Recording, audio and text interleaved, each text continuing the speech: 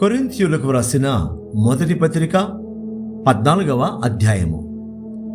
ప్రేమ కలిగి ఉండుటకు ప్రయాసపడుడి, ఆత్మ సంబంధమైన వరములను ఆసక్తితో అపేక్షించుడి. విశేషముగా మీరు ప్రవచన వరము అపేక్షించుడి. ఎందుకనగా భాషతో మాట్లాడువాడు మనుషులతో కాదు, దేవునితో మాట్లాడుచున్నాడు. మనుషుడు ఎవడను గ్రహింపడు గాని వాడు ఆత్మ వలన మర్మములను పలుకుచున్నాడు. క్షమాభివృద్ధియు హెచ్చరికయు ఆదరణయు కలుగునట్లు ప్రవచించువాడు మనుష్యులతో మాట్లాడుచున్నాడు. భాషతో మాట్లాడువాడు తనకే క్షమాభివృద్ధి కలుగు చేసుకొనును గాని ప్రవచించువాడు సంగమునకు క్షేమాభివృద్ధి కలుగజేయను. మీరందరూ భాషలతో మాట్లాడవలనని కోరుచున్నాను గాని మీరు ప్రవచింపవలనని మరి విశేషముగా కోరుచున్నాను. సంఘము క్షేమాభివృద్ధి పొందు నిమిత్తము భాషలతో మాట్లాడువాడు అర్థము చెప్పితేనే గాని వానికంటే ప్రవచించువాడు శ్రేష్ఠుడు. సహోదరులారా, ఆలోచించుడి. భాషలతో మాట్లాడుచు నేను మీ ఎద్దకు వచ్చి సత్యమును బయలుపరచవలనని అయినను, జ్ఞానోపదేశము చేయవలనని అయినను, ప్రవచింపవలనని అయినను, బోధింపవలనని అయినను మీతో మాట్లాడకపోయిన ఎడల నా వలన మీకు ప్రయోజనమేమి? పిల్లల గ్రోవి గాని వీణ గాని నిర్జీవ వస్తువులు నాదమిచ్చినప్పుడు స్వరములలో భేదము కలుగుజేయని ఎడల ఊదినదేదో మీటినదేదో ఎలాగూ తెలియను? మరియు బూర స్పష్టము కాని ధ్వని ఇచ్చినప్పుడు యుద్ధమునకెవడు సిద్ధపడును? అలాగే మీరు స్పష్టమైన మాటలు నాలుకతో పలికితేనే గాని పలికినది ఎలాగూ తెలియను? మీరు గాలితో మాట్లాడుచున్నట్టుందరు. లోకమందు ఎన్నో విధములగు భాషలున్నను వాటిలో ఒకటైనను స్పష్టము కానిదై ఉండదు. మాటల అర్థము నాకు తెలియకుండిన ఎడల మాటలాడు వానికి నేను పరదేశినిగా ఉండును, మాటలాడువాడు నాకు పరదేశిగా ఉండును. మీరు ఆత్మ సంబంధమైన వరముల విషయమై ఆసక్తి గలవారు గనుక సంగమునకు క్షేమాభివృద్ధి కలుగు నిమిత్తము అవి మీకు విస్తరించినట్లు ప్రయత్నము చేయడి. భాషతో మాట్లాడువాడు అర్థము చెప్పు శక్తి కలుగుటకై ప్రార్థన చేయవలెను. నేను భాషతో ప్రార్థన చేసిన ఎడల నా ఆత్మ ప్రార్థన చేయను గాని నా మనస్సు ఫలవంతముగా ఉండదు.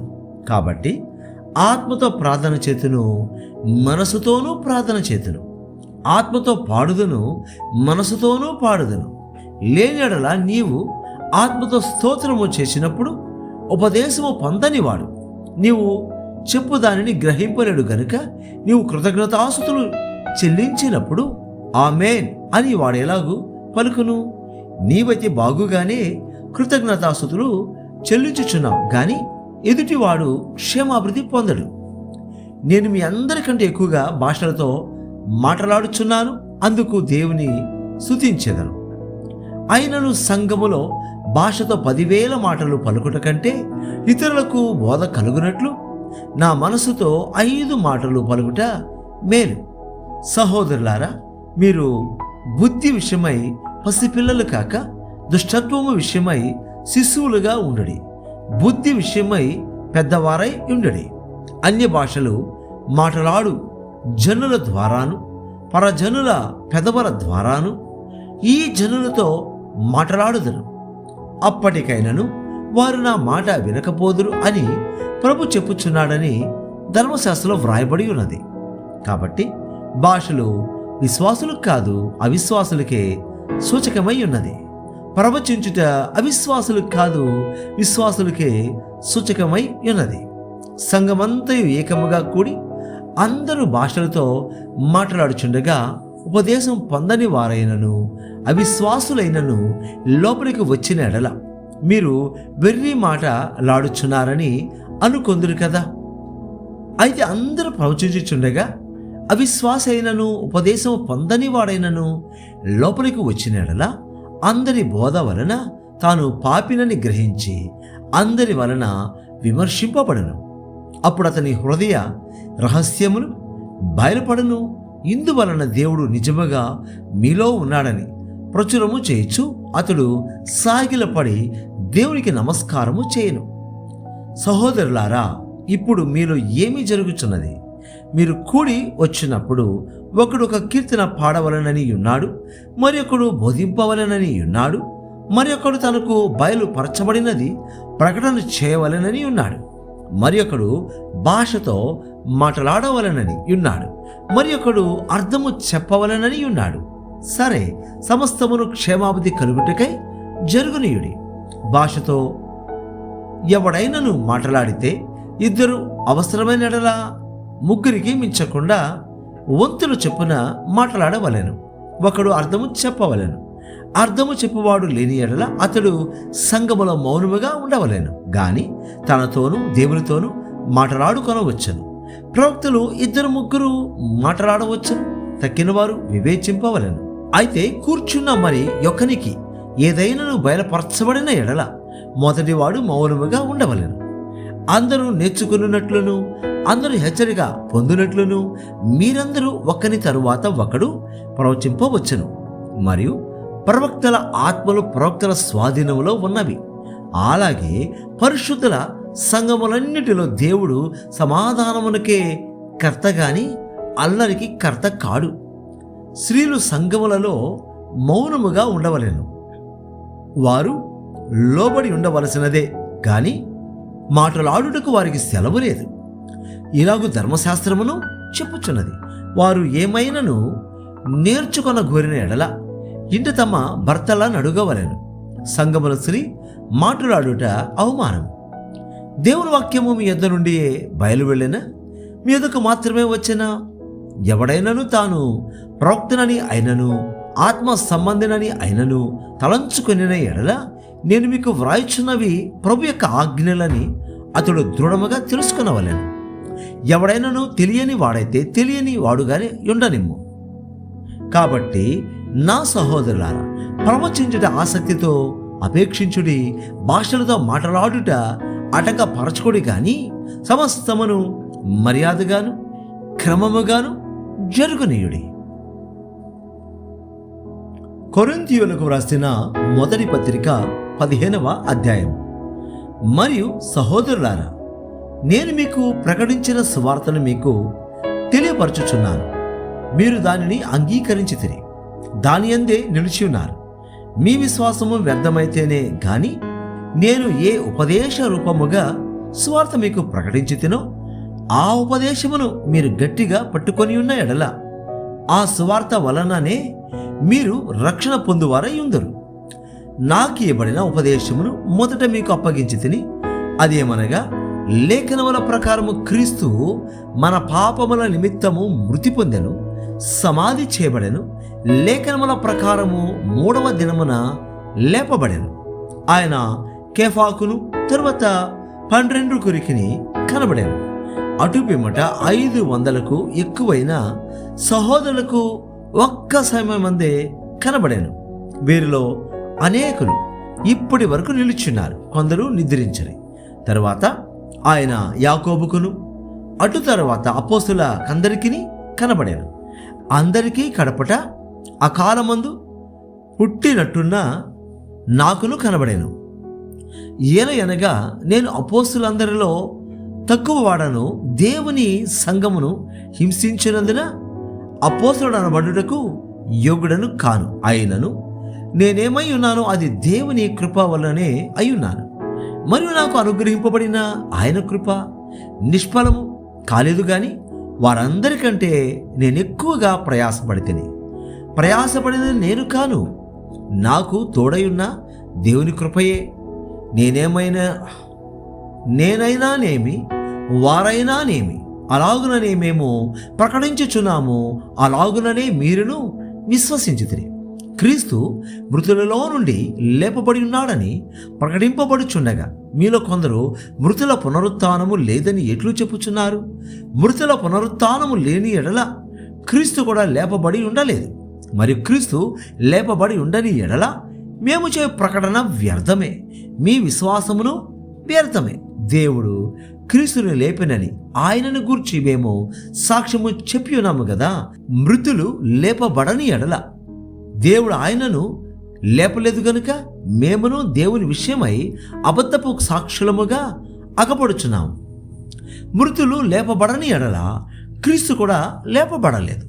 క్రీస్తు లేపబడని ఎడల మీ విశ్వాసము వ్యర్థమే, మీరింకను మీ పాపములలోనే ఉన్నారు. అంతేకాదు, క్రీస్తునందు నిద్రించిన వారును నశించిరి. ఈ జీవితకాలము మట్టుకే మనము క్రీస్తునందు నిరీక్షించు వారమైన ఎడల మనుషులందరికంటే దౌర్భాగ్యులమై యుందుము. ఇప్పుడైతే నిద్రించిన వారిలో ప్రథమ ఫలముగా క్రీస్తు మృతులలో నుండి లేపబడి ఉన్నాడు.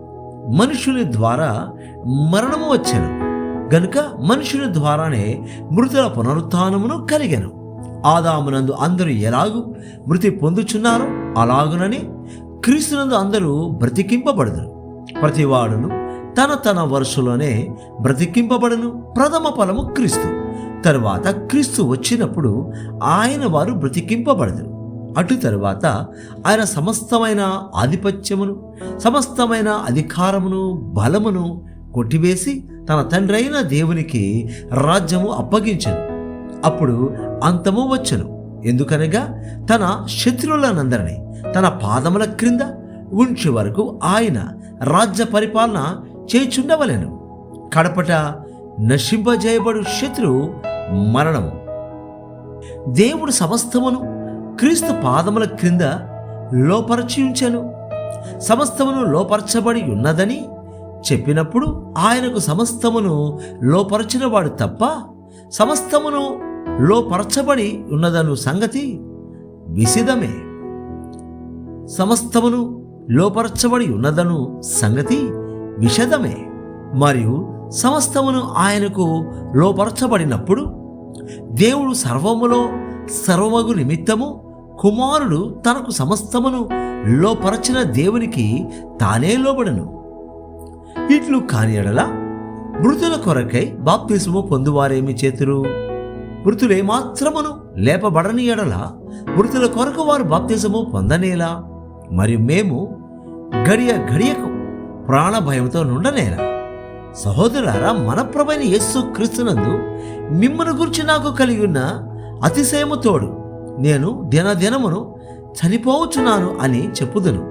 మనుష్యరీతిగా నేను ఎఫెసులో మృగములతో పోరాడిన ఎడల నాకు లాభమేమి? మృతులు లేపబడని ఎడల రేపు చనిపోదుము గనుక తిందము, త్రాగుదము, మోసపోకుడి. దుష్ట సాంగత్యము మంచి నడవడిని చెరుపును. నీతి ప్రవర్తన గలవారై మేల్కొని పాపము చేయకుడి. దేవుని గురించిన జ్ఞానము కొందరికి లేదు. మీకు సిగ్గు కలుగుటకై ఇట్లు చెప్పుచున్నాను. అయితే మృతులు ఎలాగూ లేతురు. కాబట్టి శరీరంతో ఒత్తురని ఒకడు అడుగును. ఓ అవివేకి, నీవు విత్తునది చచ్చితేనే గాని బ్రతికింపబడదు కదా. నీవు విత్తు దానిని చూడగా అది గోధుమ గింజ అయినను సరే, మరి ఏ గింజ అయినను సరే, ఒట్టి గింజనే విత్తుచున్నావు గాని పుట్టబో శరీరమును విత్తుటలేదు. అయితే దేవుడు తన చిత్త ప్రకారము నీవు విత్తిన దానికి శరీరము ఇచ్చును, మరియు ప్రతి విత్తనమునకును దాని దాని శరీరము ఇచ్చుచున్నాడు. మాంసమంతయు ఒక విధమైనది కాదు. మనుష్య మాంసము వేరు, మృగ మాంసము వేరు, పక్షి మాంసము వేరు, చేప మాంసము వేరు. మరియు ఆకాశ వస్తు రూపములు కలవు, భూవస్తు రూపములు కలవు. ఆకాశ వస్తు రూపముల మహిమ వేరు, భూవస్తు రూపముల మహిమ వేరు. సూర్యుని మహిమ వేరు, చంద్రుని మహిమ వేరు, నక్షత్రముల మహిమ వేరు. మహిమను బట్టి యొక్క నక్షత్రమునకును మరొక నక్షత్రమునకును భేదము కలదు కదా. మృతుల పునరుత్థానమును అలాగే. శరీరము క్షయమైనదిగా విత్తబడి అక్షయమైనదిగా లేపబడను, ఘనహీనమైనదిగా విత్తబడి మహిమ గలదిగా లేపబడను, బలహీనమైనదిగా విత్తబడి బలమైనదిగా లేపబడను. ప్రకృతి సంబంధమైన శరీరముగా విత్తబడి ఆత్మ సంబంధమైన శరీరముగా లేపబడను. ప్రకృతి సంబంధమైన శరీరమున్నది కనుక ఆత్మ సంబంధమైన శరీరము కూడా ఉన్నది. ఇందు విషయమై ఆదామును మొదటి మనుషుడు జీవించు ప్రాణి ఆయనని వ్రాయబడినది. కడపటి ఆదాము జీవింపచేయు ఆత్మ ఆయను. ఆత్మ సంబంధమైనది మొదట కలిగినది కాదు, ప్రకృతి సంబంధమైనది మొదట కలిగినది. తర్వాత ఆత్మ సంబంధమైనది. మొదట మనుషుడు భూ సంబంధి అయి మంటి నుండి పుట్టినవాడు. రెండవ మనుషుడు పరలోకము నుండి వచ్చినవాడు. మంటి నుండి పుట్టిన వాడెట్టివాడో మంటి నుండి పుట్టిన వారును అట్టివారే. పరలోక సంబంధి ఎట్టివాడో పరలోక సంబంధులను అట్టివారే. మరియు మనము మంటి నుండి పుట్టిన వాని పోలికను ధరించిన ప్రకారము పరలోక సంబంధి పోలికయు ధరింతుము. సహోదరులారా, నేను చెప్పున్నది ఏమనగా, రక్తమాంసములు దేవుని రాజ్యమును స్వతంత్రించుకొన నేరవు, క్షయత అక్షయతను స్వతంత్రించుకొనదు. ఇదిగో మీకు ఒక మర్మము తెలుపుచున్నాను. మనమందరము నిద్రించము, కానీ నిమిషములో ఒక రెప్పపాటున కడబూర మ్రోగగానే మనమందరము మార్పు పొందుదుము. బూర మ్రోగును, అప్పుడు మృతులు అక్షయులుగా లేపబడదురు. మనము మార్పు పొందుదుము. క్షయమైన ఈ శరీరము అక్షయతను ధరించుకొనవలసి ఉన్నది, మర్త్యమైన ఈ శరీరము అమర్త్యతను ధరించుకొనవలసి ఉన్నది. ఈ క్షయమైనది అక్షయతను ధరించుకొనినప్పుడు, ఈ మర్త్యమైనది అమర్త్యతను ధరించుకొనినప్పుడు విజయమందు మరణము మింగివేయబడెను అని వ్రాయబడిన వాక్యము నెరవేరును. ఓ మరణమా, నీ విజయం ఎక్కడ? ఓ మరణమా, నీ ముల్లెక్కడ? మరణపు ముళ్ళు పాపము, ధర్మశాస్త్రమునకున్న బలము ధర్మశాస్త్రమే. అయినను మన ప్రభువైన యేసుక్రీస్తు మూలముగా మనకు జయము అనుగ్రహించుచున్న దేవునికి స్తోత్రము కలుగునుగాక. కాగా నా ప్రియ సహోదరులారా, మీ ప్రయాసము ప్రభునందు వ్యర్థము కాదని ఎరిగి స్థిరులను కదలని వారును ప్రభు కార్యాభివృద్ధి అందు ఎప్పటికీ ఆసక్తులనై ఉండుడి. కొరింథీయులకు వ్రాసిన మొదటి పత్రిక 16వ అధ్యాయం. పరిశుద్ధుల కొరకైన చందా విషయమైతే నేను గలతీయ సంఘములకు నియమించిన ప్రకారము మీరును చేయుడి. నేను వచ్చినప్పుడు చందా పోగు చేయకుండా ప్రతి ఆదివారమున మీలో ప్రతివాడును తాను వర్ధిల్లిన కొలది తన యొద్ద కొంత సొమ్ము నిలువ చేయవలెను. నేను వచ్చినప్పుడు మీరెవరిని యోగ్యులని ఎంచి పత్రికలిత్తురో వారి చేత మీ ఉపకార ద్రవ్యమును యెరూషలేమునకు పంపుదను. నేను కూడా వెళ్ళుట యుక్తమైన ఎడల వారు నాతో కూడా వత్తురు. అయితే మాసిదోనియాలో సంచారమునకు వెళ్ళనుద్దేశించుచున్నాను గనుక మాసిదోనియాలో సంచారమునకు వెళ్ళినప్పుడు మీ యొద్దకు వచ్చేదను. అప్పుడు మీ యొద్ద కొంతకాలము ఆగవచ్చును, ఒకవేళ శీతాకాలం అంతయు గడుపుదను. అప్పుడు నేను వెళ్ళడి స్థలమునకు మీరు నన్ను సాగనంపవచ్చును. ప్రభు సెలవైతే మీ యొద్ద కొంతకాలముండా నిరీక్షించుచున్నాను కనుక ఇప్పుడు మార్గములో మిమ్మను చూచుటకు నాకు మనస్సు లేదు. కార్యానుకూలమైన మంచి సమయము నాకు ప్రాప్తించి ఉన్నది, మరియు ఎదిరించేవారు అనేకులున్నారు కనుక పెంతెకొస్తు వరకు ఎఫెసులో నిలిచి ఉందను. తిమోతి వచ్చినడల అతడు మీ యొద్ద నిర్భయుడై ఉండనట్లు చూచుకున్నాడు.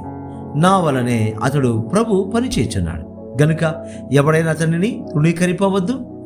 నా యొద్దకు వచ్చుటకు అతనిని సమాధానముతో సాగనప్పుడి అతడు సహోదరులతో కూడా వచ్చునని ఎదురు చూచుచున్నాను. సహోదరుడైన అపోలోను గూర్చిన సంగతి ఏమనగా, అతడి సహోదరులతో కూడా మీ యొద్దకు వెళ్ళవలనని నేను అతని చాలా బతిమాలుకుంటుని గాని ఇప్పుడు వచ్చుటకు అతనికి ఎంత మాత్రమును మనస్సు లేదు. వీలైనప్పుడు వచ్చును. మెలకుగా ఉండుడి, విశ్వాసమందు నిలకడగా ఉండుడి, పౌరుషము గలవారై ఉండుడి, బలవంతులై ఉండుడి. మీరు చేయు కార్యములన్నీ ప్రేమతో చేయుడి.